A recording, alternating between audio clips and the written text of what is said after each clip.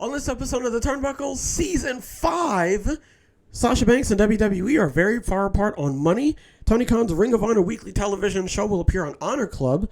And we have some details on the plans for the New Day after they won the NXT Tag Team titles. Folks, I don't know what we're hitting into some wrestling news, but you know what? I'm going live tonight, okay? 6 p.m. I don't know what I'm going to be playing. I might play some on Rail. I don't actually know, to be honest. But you know what? It's time for The Turnbuckle.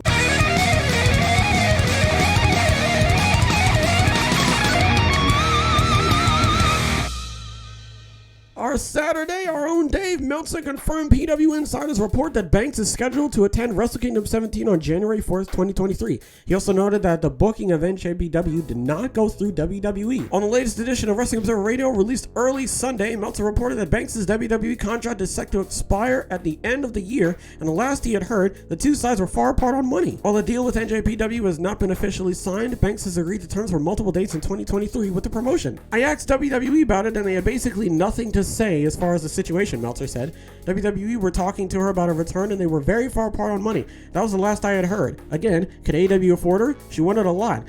What she was asking for was a very high number for a WWE woman wrestler, but again, if you look at the amount of money WWE takes in, she still would have been underpaid. Meltzer also addressed the possibility that WWE could freeze Banks' contract as a result of her walking out on an episode of Raw in May and having not returned since. Her contract was set to expire at the end of the year. However, as we've seen with so many people in that company, she hasn't worked there, so they can freeze the deal, and they've frozen deals for people who have walked out. They've frozen deals for people who have been hurt, and we've heard over and over again so many people who wanted to be free agents had to wait and wait, Meltzer continued. Perhaps they just figured we don't want to freeze you and you can go, or perhaps her lawyers said we're going to challenge it and whatever. I don't know what's happened. Meltzer also noted that Banks will appear at Wrestle Kingdom 17, but is not scheduled to wrestle on the show.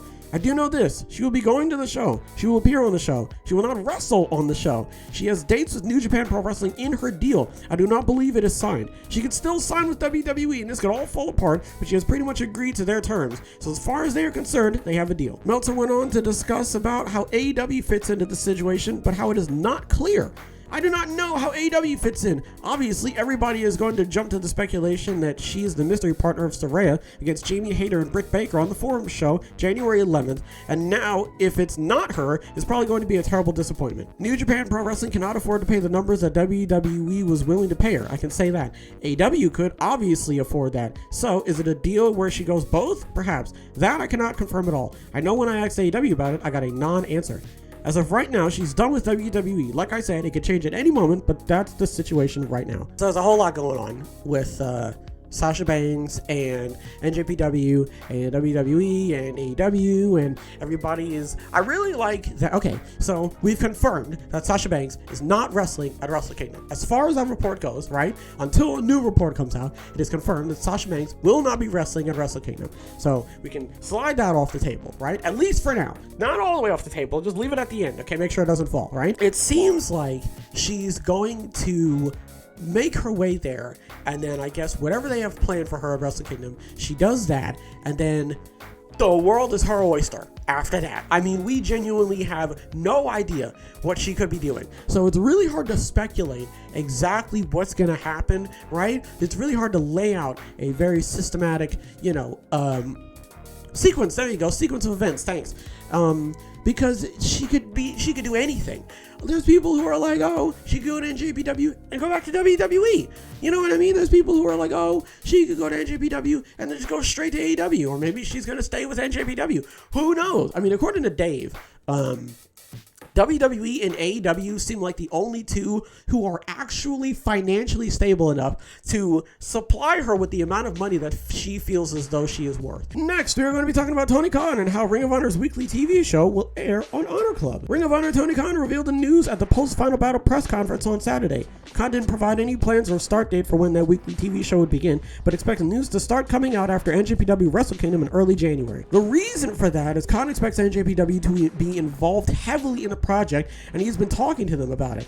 Khan said he wanted to take advantage of the development work that former owner Sinclair Broadcasting funded on the technology behind Honor Club that his team finished off. The service, available now for $9.99, has the complete archive available now with future pay-per-views, including Final Battle, moving to the service 90 days after they happen. Khan said he is going to keep the existing relationship with Warner Brothers Discovery and Bleacher Report to keep airing pay-per-views based on the success thus far with them.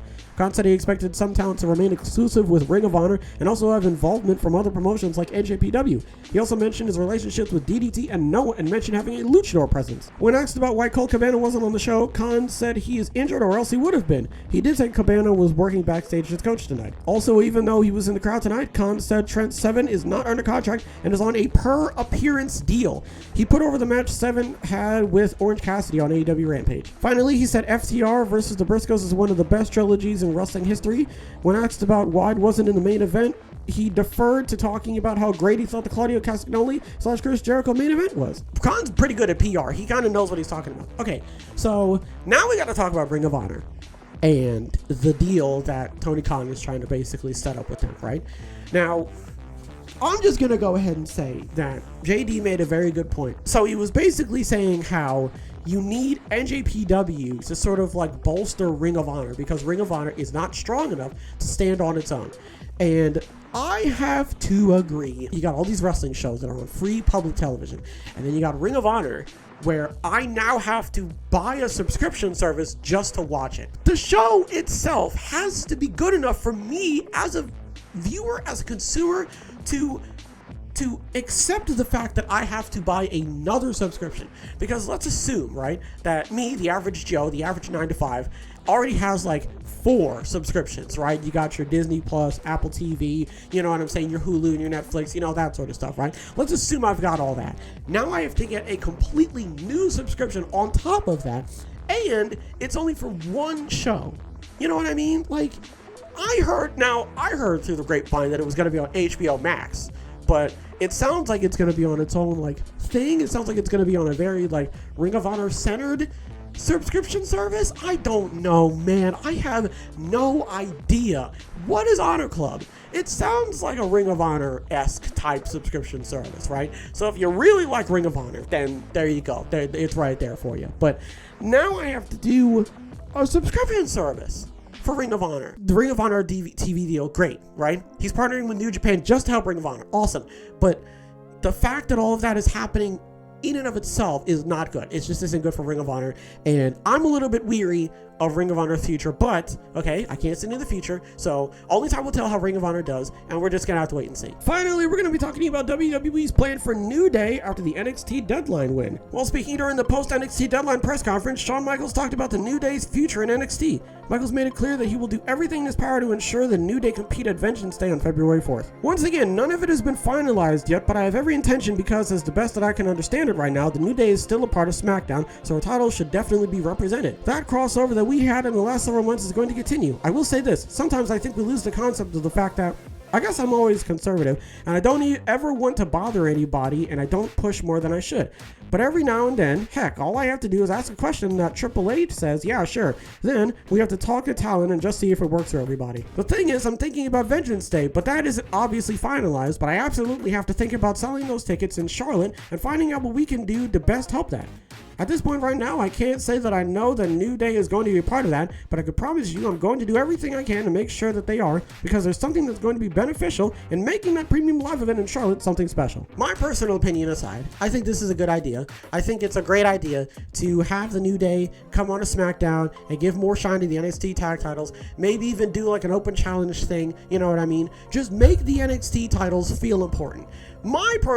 Bringing my personal opinion back in. You could have done this with Pretty Deadly. I don't see why the New Day are suddenly like the mascots for the NXT tag titles. I mean, wouldn't it be better to have like NXT grown, sorry Austin, but wouldn't it be better to have NXT grown talent start, walking around with the belts and saying like, oh, we're really good and that sort of stuff. Like, why? I don't see why you couldn't just have Pretty Deadly do that. But I guess at the end of the day, folks, all you have to really do is just wait and see how the NXT tag titles are going to be showcased. But I don't really have any qualms with it. What are we talking about? So, Sasha Banks is not wrestling in Wrestle Kingdom. Okay. We also that's pretty much it. She's not wrestling in Wrestle Kingdom. I have no idea what she's going to do. I don't know. She could be doing anything, okay? We just have to wait and see. Ring of Honor TV is going to be on Fight Club. Wow. I just broke the first rule. I feel like they're not going to pull in the amount of viewers that I feel like they want to, but I guess that's where NJPW comes in. So we just got to wait and see what happens with that. And Shawn Michaels wants the New Day to showcase the tag titles all the way up until Vengeance Day. Does that mean they're going to lose them? I don't actually know. So I guess at the end of the day, we're just going to have to wait and see what Shawn Michaels' plans is for New Day and the NXT tag titles as a whole. Personally, again, I wish it was Pretty Deadly, but listen, I can't change the past or the future. So only time will tell how that's going to turn out. Folks, I want to give a shout out to everybody who stopped by. Hopefully everybody has a wonderful tonight and a wonderful tomorrow. And as always, big hugs. Big hugs all around.